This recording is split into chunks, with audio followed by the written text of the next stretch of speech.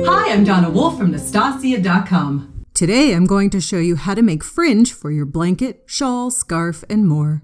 For the twisted fringe, I'm using a small crochet sample, along with a tissue box and a G crochet hook. And I'm attaching my yarn this way, pulling it through, then slip stitch. I'm using about a 9-inch wide tissue box. I need to stretch my loop for about 9 inches. Then I hold the slip stitch with my one hand and rotate my hook and twist the yarn like this for a total of 35 rotations. You can see how nicely it has coiled. You might need more or less rotations for your yarn. Then I place my pinky finger in the middle of the coil and bend it in half. I slip stitch into the very same stitch as I slip stitched before. Now this twisted fringe might need to be untwisted a little bit to fix and even it out. And there's my first fringe. To make the second fringe, I slip stitch into the next stitch. Make a 9-inch loop, then twist 35 times again. Bend the coil in half and slip stitch into the same second stitch.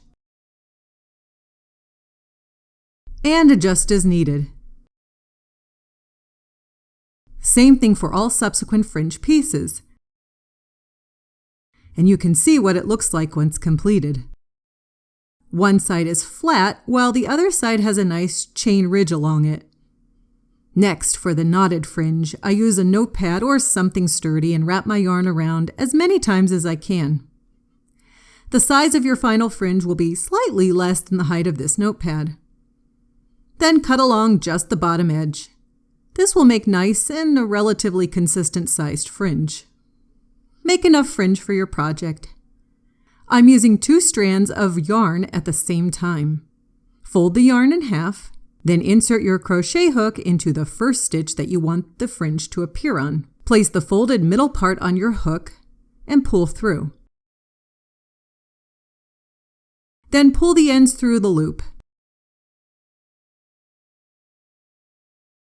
Tighten the knot. The second fringe is made the same way. Fold 2 pieces of yarn in half. I'm skipping a stitch in between. Insert your hook into the next stitch. Pull the yarn partially through. And you can use just your fingers to complete the rest of it instead of the hook.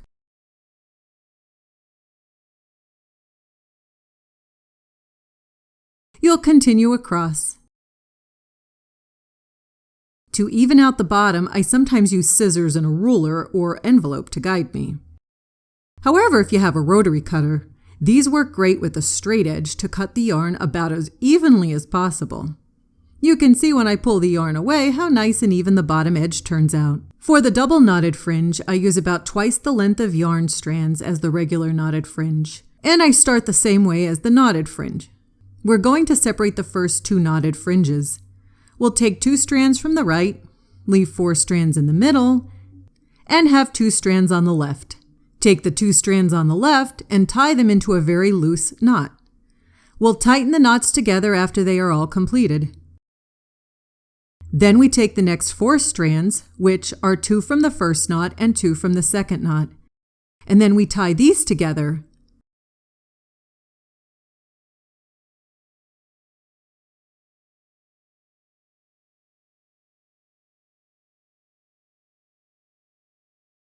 Then take the next 4 strands and tie and knot these together. Continue across and then tie the last 2 remaining strands together. At the end, you can tighten them evenly. And that's it. That's how I make 3 different types of fringe. Thanks so much for watching my video. Please subscribe to my YouTube channel to get notified of new videos from me each week. And if you liked the video you just watched, be sure to check out my next video, which I think you'll like very much.